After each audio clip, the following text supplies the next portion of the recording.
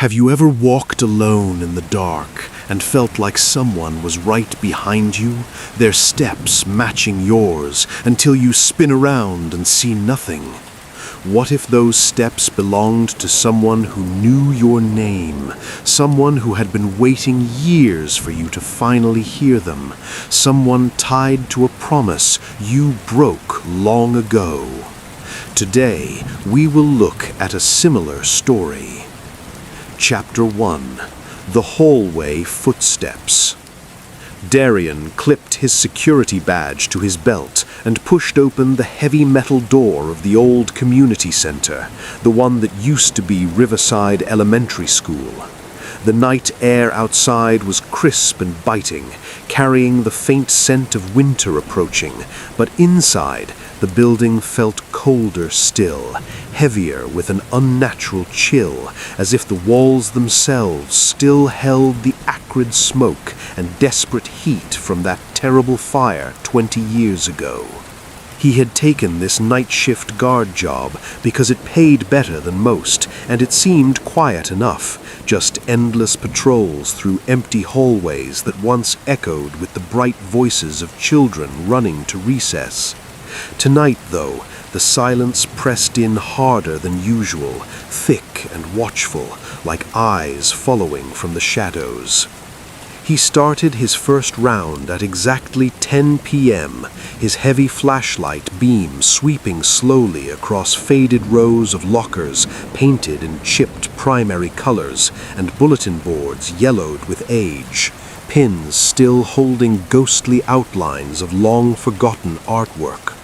The building had been gutted and repurposed after the tragedy, transformed into bland admin offices and sterile meeting rooms for the county services, but the original layout remained stubbornly the same.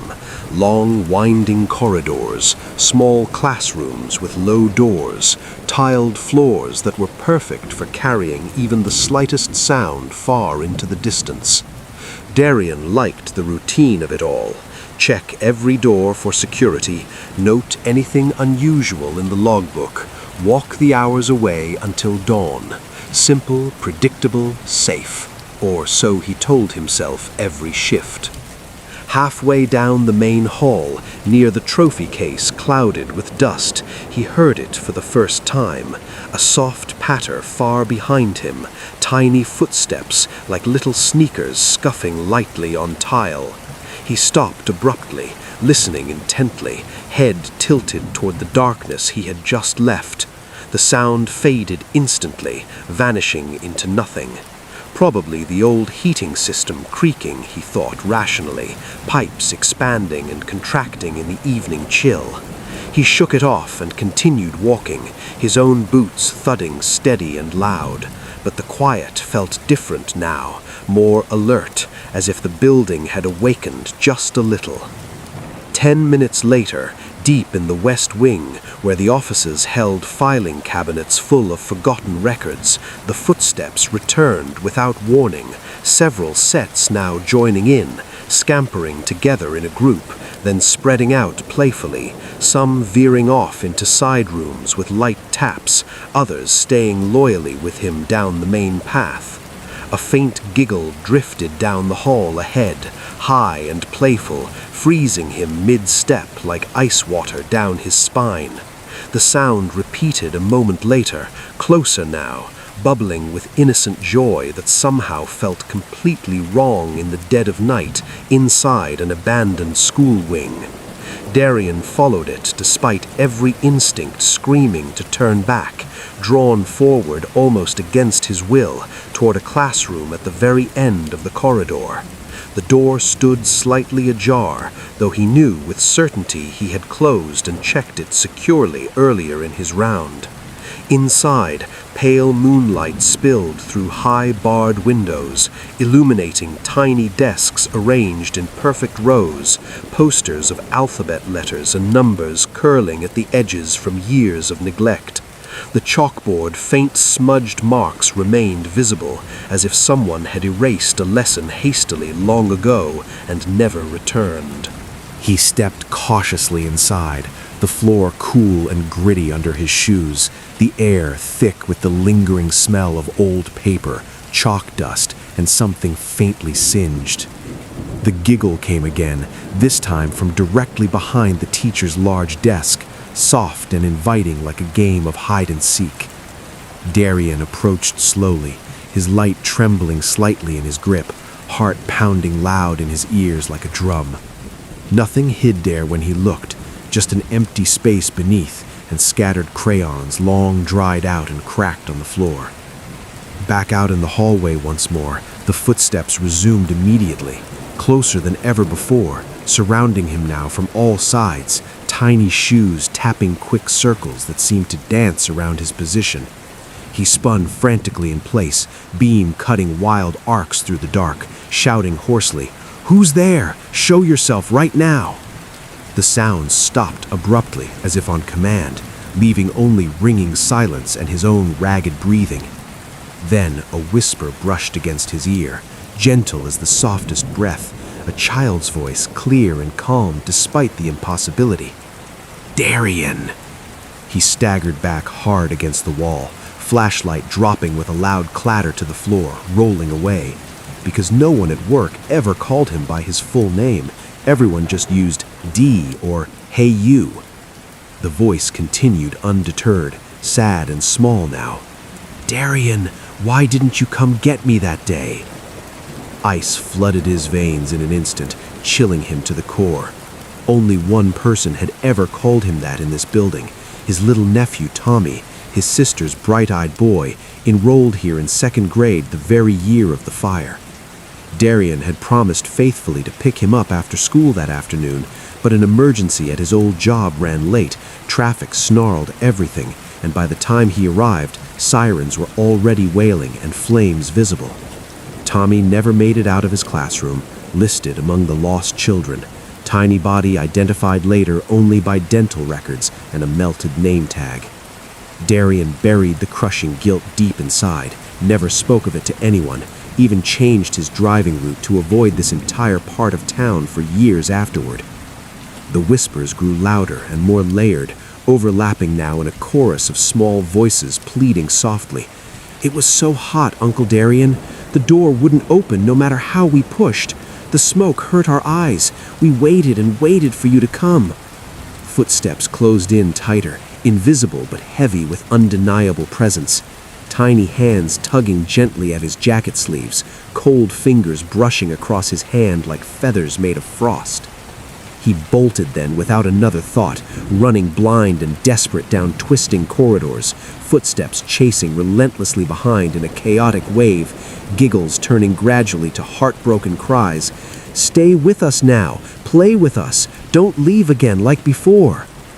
Doors blurred past in streaks, his radio crackling useless static and pleas for help that went unanswered, lungs burning raw as he finally reached the main exit at last. He burst out into the empty parking lot, slamming the heavy door behind him with all his strength, leaning hard against it, gasping for fresh air under the harsh streetlights. The building loomed dark and silent once more, windows black and unreflective. But in one upper pane on the second floor, a small silhouette stood motionless, tiny hand pressed flat to the glass from inside, watching him go with unwavering patience. Morning came gray and ordinary, rain starting to fall lightly on the roof. Darian sat silently in the supervisor's office, handing in his badge and keys, voice steady but eyes distant, as he quit without any real explanation beyond personal reasons. He checked his radio cam footage later that week, alone in his dim apartment with curtains drawn, and the audio was crisp and undeniable, those tiny footsteps echoing clear, giggles ringing pure, and that small voice calling his full name repeatedly, exposing his deepest secret pain for the world to hear if he ever shared it. The community center still stands tall to this day, offices buzzing with mundane activity by day, completely empty and locked by night. New guards occasionally take the night shift for extra money. Some report odd sounds here and there, quick, light steps that vanish when you turn to look. Most naff it off eventually, blame tired imagination or old building noises. But on the quietest nights, when the clock nears midnight and the halls fall perfectly still, the footsteps start again, without fail, patient and searching through every corridor for the one who never came back for them. They know his name by heart, wait eternally for him to return and listen at last. Tiny shoes ready and eager to follow whoever dares to walk those haunted halls alone after dark. Some echoes refuse to fade no matter how many years pass. Some children never stop waiting for lost family to finally find them and bring them home. The footsteps continue endlessly, always just behind you, always stopping the instant you look. And sometimes, if you listen very carefully in the silence between your own steps, you might hear a small voice whisper a name that only you know deep inside, pulling you back into the past you tried to leave behind forever. The hallway waits, patient as ever, for the next person to hear what lingers there. Chapter 2. The Locker Message. Maya zipped her hoodie tighter against the late autumn chill as she slipped into the high school through a side door after hours. She was a senior with a reputation for chasing ghosts, the kind of girl who spent weekends scrolling old forums for local urban legends and mapping forgotten corners of the building. Tonight, her obsession had a specific target: Locker 237 in the basement storage wing, a metal box that hadn't been assigned to anyone since the early 90s. Everyone who grew up here knew the basic story. Lena Harlow, a junior who vanished right after the winter formal in 1992, locker left untouched as a quiet memorial, combination scrubbed from records, door rusted shut on purpose. Maya had spent weeks preparing. She talked to alumni on private groups, pieced together yearbook photos, and even found grainy newspaper scans about the search that turned up nothing. Lena had been last seen near the gym in a blue dress, laughing with friends, then simply gone. No ransom, no body, no clues. The school locked her locker and quietly warned every generation of students to leave it alone. But warnings only made Maya more determined. She reached the basement hallway, flashlight beam bouncing off rows of dented lockers painted institutional green. The air down here always felt thicker, stale with old paint and damp concrete. Locker 237 sat at the far end, combination dial frozen, hinges orange with rust. Maya pulled a small pick set from her pocket, hands steady from practice on her own locker upstairs. Minutes ticked by in silence, broken only by distant furnace hums. Finally, the mechanism gave with a reluctant click, and the door groaned open for the first time in over 30 years. Inside was a frozen moment. Faded stickers of 90s bands curled at the edges. A cracked compact mirror still hung crooked on the door. Pom-poms in school colors lay deflated at the bottom, next to a stack of folded notes and a black spiral notebook with a worn fabric cover. Maya's breath caught. She glanced up and down the empty hall, then carefully lifted the notebook, slipping it into her backpack. Just borrowing it, she told herself. Research material, nothing more. That night, in her bedroom, she sat cross-legged on the floor, desk lamp casting a warm circle of light. The notebook smelled of old paper and faint floral perfume. The first pages were typical teen entries, homework rants, song lyrics copied in bubbly handwriting, hearts drawn around a boy named Chris. Maya smiled at the normalcy of it. But as she turned pages, the tone shifted gradually. Entries grew shorter, margins filled with anxious doodles. Someone followed me home Tuesday, saw the same car twice. Another page, told only Sarah about running away idea. Next day, teacher asked if everything okay at home. Coincidence? The final dated entry, December 12th, read, "Playing hide and seek tonight after dance. Best spot ever. No one will find me. If I don't write tomorrow, check behind the lockers." After that, blank pages for the rest of the book. Maya closed it slowly, a chill settling despite her thick sweater. She set the notebook on her nightstand and tried to sleep, but dreams came fractured, narrow metal corridors, distant scratching, someone calling her name from far away. At exactly 2:14 a.m., She awoke with a start to a soft rhythmic sound, like fingernails dragging slowly across cardboard. It came from inside her backpack, hanging on the chair. Heart racing, she turned on the light and unzipped the bag. The notebook had fallen open to a fresh page. New writing filled the center in ink that still looked wet. Handwriting slanted and hurried, nothing like Lena's neat script. "I see you reading my words, Maya. You opened what was sealed. Thank you, and I'm sorry." Below it, another line. "I never left. The walls here are thin." Maya stared, throat dry. She hadn't written that. No pen had touched those pages since she closed them hours ago.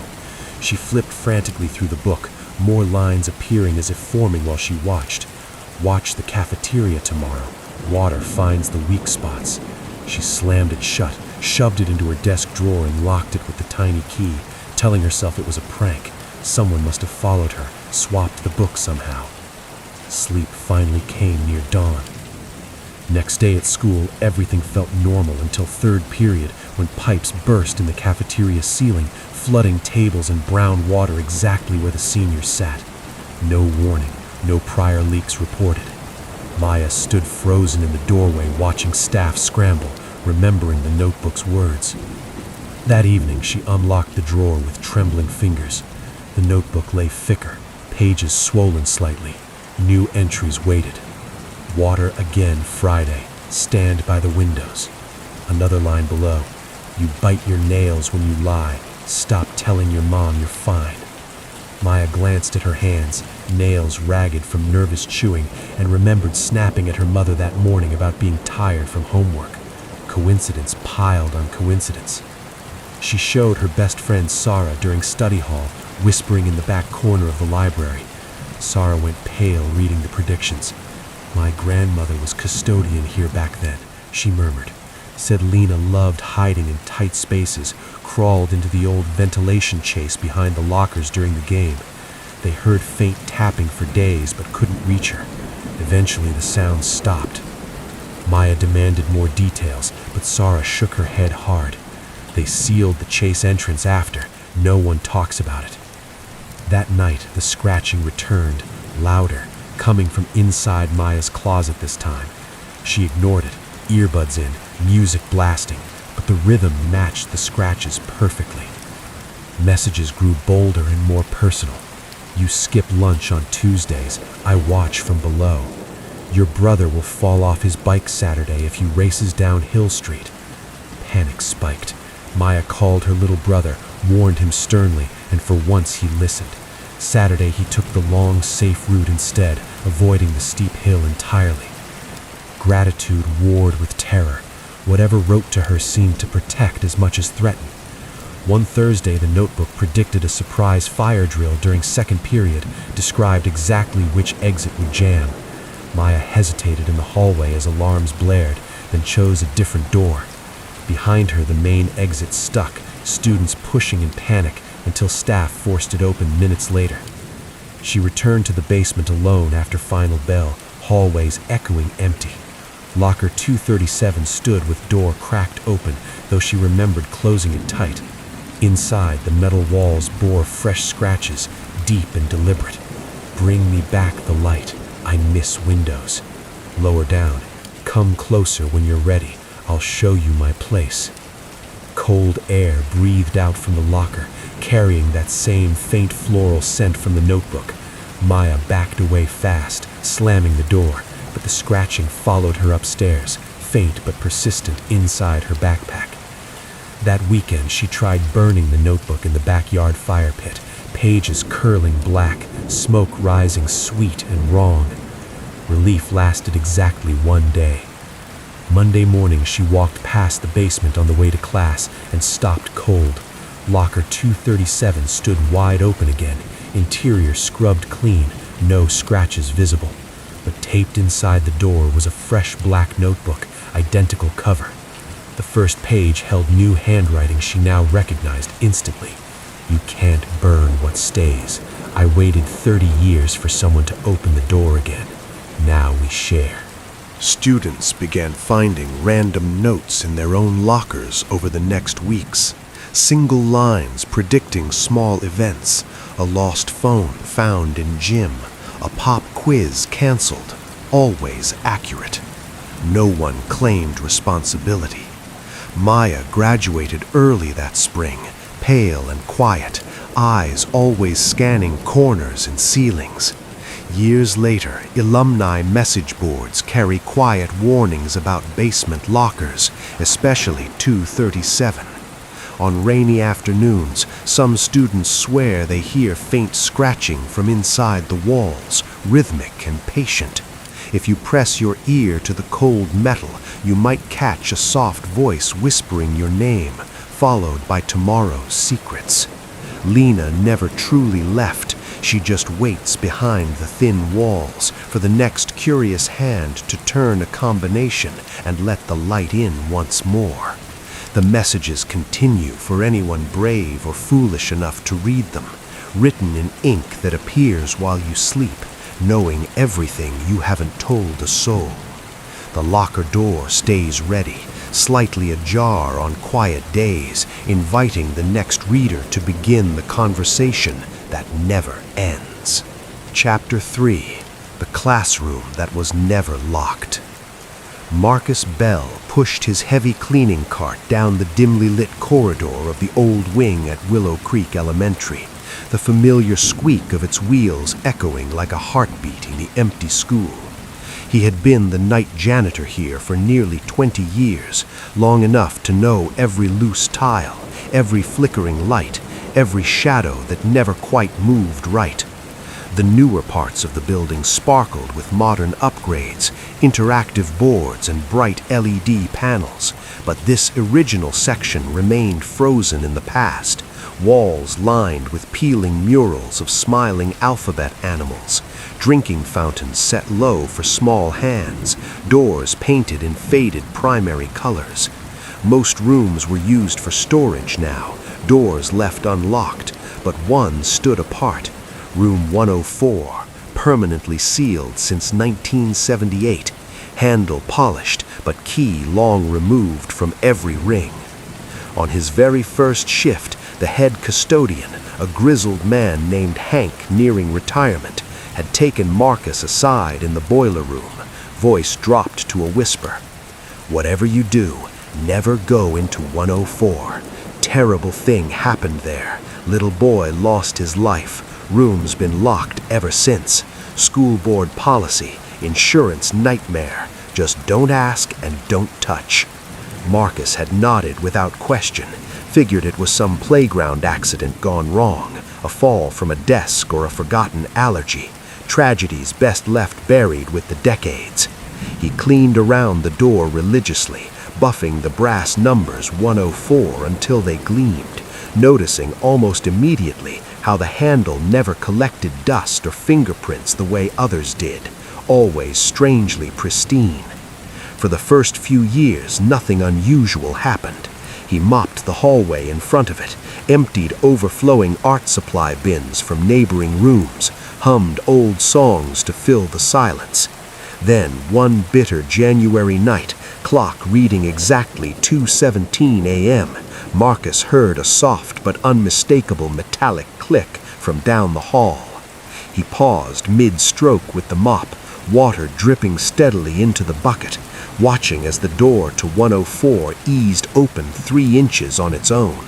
No draft stirred the air, no vibration from the ancient furnace, just smooth, silent movement.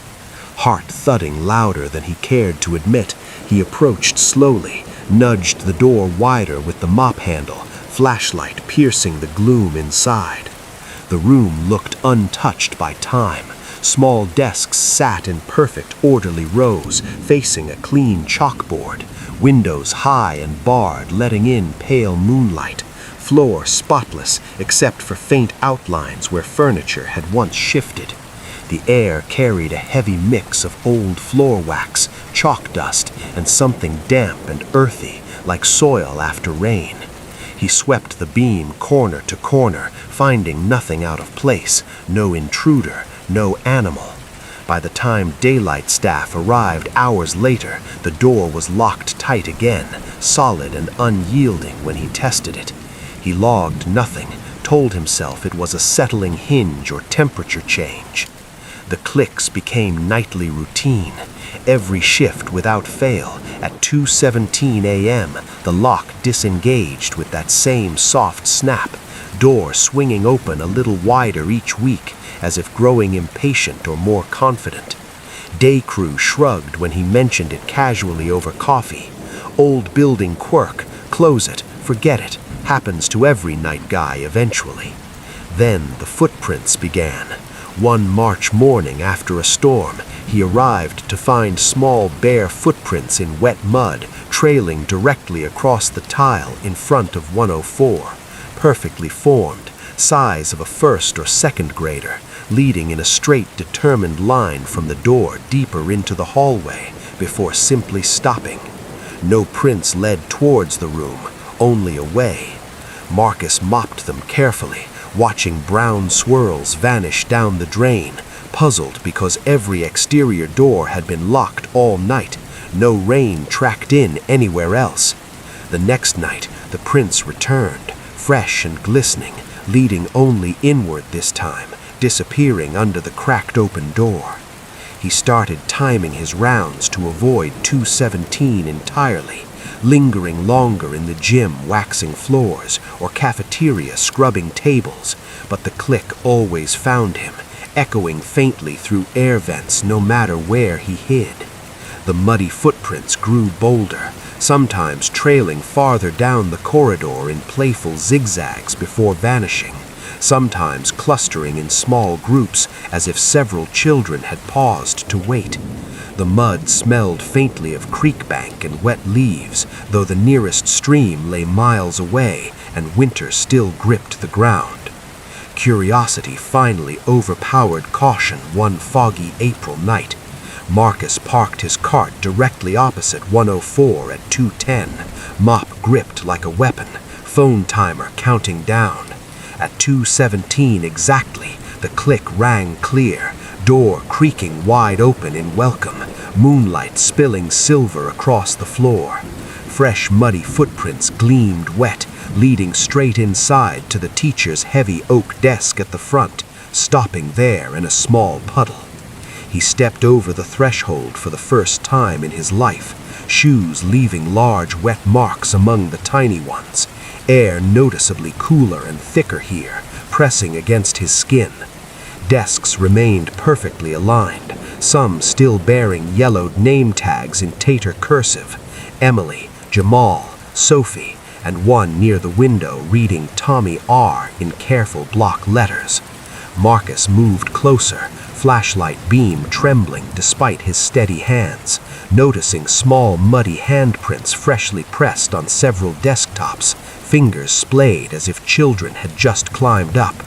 A sudden scrape shattered the silence, desk legs dragging slowly across tile. He swung the light fast, catching chairs tucking themselves neatly under desks, one by one around the room, methodical and calm, as if invisible students settled in after recess. Another scrape from the front, the single empty student desk pulling outward several inches, chair turning slightly to face him directly. Marcus backed towards the door, pulse hammering, but the muddy prints behind him had multiplied while he watched, tiny feet circling his boot marks in a playful ring, some overlapping as if dancing. The chalkboard creaked next, white dust rising in slow swirls, letters forming gradually across the green surface. "Good evening, Mr. Bell. Please take your seat. We've been waiting." He spun towards the exit, hallway still empty and dark beyond. More scrapes filled the room now, every desk adjusting position with soft, patient sounds, chairs scooting inward, a quiet chorus of preparation for class. On the teacher's desk, a single red apple materialized, shiny and perfect, save for a small dark wormhole on one side, placed exactly center as an offering. A child's voice whispered then, soft and polite, coming from everywhere at once. "We saved the best spot for you, Mr. Bell. Class is about to start." Light giggles followed, several voices overlapping in bright excitement, the sound of recess ending and lessons beginning. Cold fingers brushed his wrist gently but firmly, tugging once towards the waiting empty desk. Marcus stumbled backward over the threshold, yanking the door shut with both hands. It closed smoothly and locked instantly with a final sharp click, silence crashing heavy around him. He stood gasping in the hallway, mop clattering forgotten to the floor, staring at the brass numbers gleaming mockingly. No footprints remained visible outside now, tile clean and dry as always.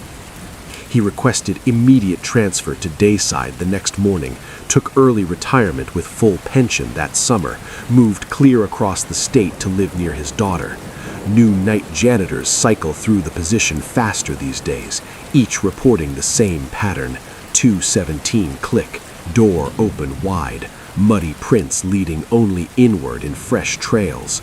Some leave shiny apples on the hallway floor outside the door as peace offerings, finding them gone by morning, cores neatly placed on the teacher's desk inside when they dare peek.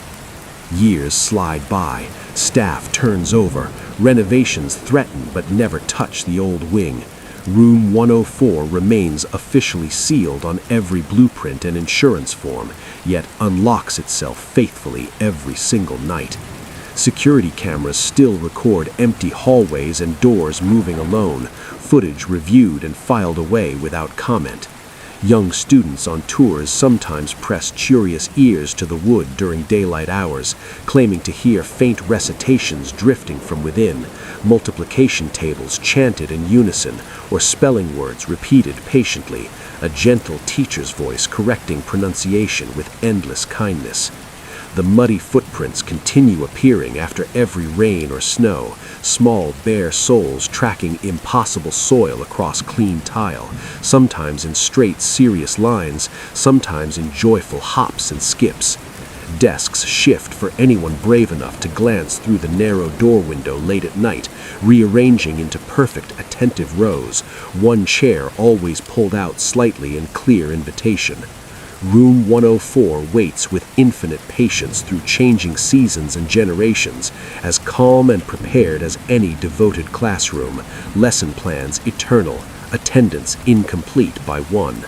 The door unlocks itself promptly at 2:17 a.m. every night without fail, fresh muddy trail leading only inward, invitation unmistakable for whoever hears the soft click and finally chooses to step inside and take their saved seat among the others. Some classes never let out, some students never go home, and some rooms keep waiting quietly for the one person who will complete the circle and allow the lesson to begin again at last. The chalkboard stands ready, apple fresh each evening, giggles echoing softly in anticipation. All that's missing is you if you ever decide to answer when the lock clicks open and the small footprints beckon you in.